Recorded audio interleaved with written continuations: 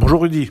Les 3 jours qui viennent de s'écouler ont été marqués par les souvenirs encore présents des attaques terroristes islamiques du 7, 8 et 9 janvier 2015. Il y a 7 ans, la France, Paris, était attaquée par l'idéologie barbare islamique. À 3 reprises, les différents assassins sont frappés les symboles des valeurs républicaines. Ils ont cherché à tuer la liberté d'expression et de pensée en pénétrant dans les locaux de Charlie. Ils ont tiré à bout portant sur 2 policiers, l'un sur le boulevard Richard-Lenoir et l'autre à Issy-les-Moulineaux. Ils ont par là déclaré leur détestation de l'ordre et de la paix civile. Puis, le 9 janvier, ils ont exprimé leur haine viscérale du juif en s'attaquant à l'hypercachère porte de Vincennes afin de tuer des juifs. Ce dimanche, comme chaque année depuis 7 ans, nous nous sommes réunis devant l'hypercachère en mémoire de Yoav Attab, Johan Cohen, François-Michel Saada et Philippe Braham. Une cérémonie au cours de laquelle sont rappelées les 17 victimes de ces attentats de janvier 2015. À cette liste déjà trop longue a été associée la liste des victimes de l'intégrisme islamique qui ont été assassinées ces dernières années. Lors de cette cérémonie, digne et intense, en présence des autorités politiques, civiles et religieuses, à chaque allumage d'une bougie, du souvenir, planaient au-dessus de nous les visages, les noms et les histoires de chaque victime. Nous ne pouvions nous empêcher de penser à leurs supplices et aux cicatrices indélébiles qui marqueront à jamais leur famille.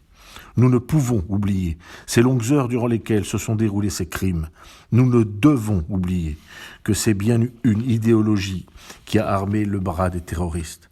Nous devons sans cesse de le dire et de le rappeler. Si nous venions à commémorer sans mémoire, nous serions désarmés face à cet islamique qui est toujours présent et attend pour frapper. Dimanche, nous étions réunis tous ensemble, de toute croyance, de toute religion, incroyants, afin de rester les héritiers des valeurs que vivaient, partageaient et portaient chacune des victimes. Le 7, 8 et 9 janvier 2022, 7 ans après les journées noires de 2015, nous sommes responsables de ce qui se fait, se dit aujourd'hui, et devons être forts et unis face à ces idéologies mortifères.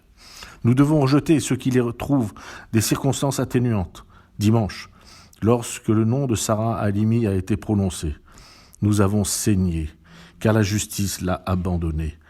Nous aurons beau allumer des bougies, elles ne repareront jamais l'insulte qui lui a été faite en déclarant son assassin irresponsable.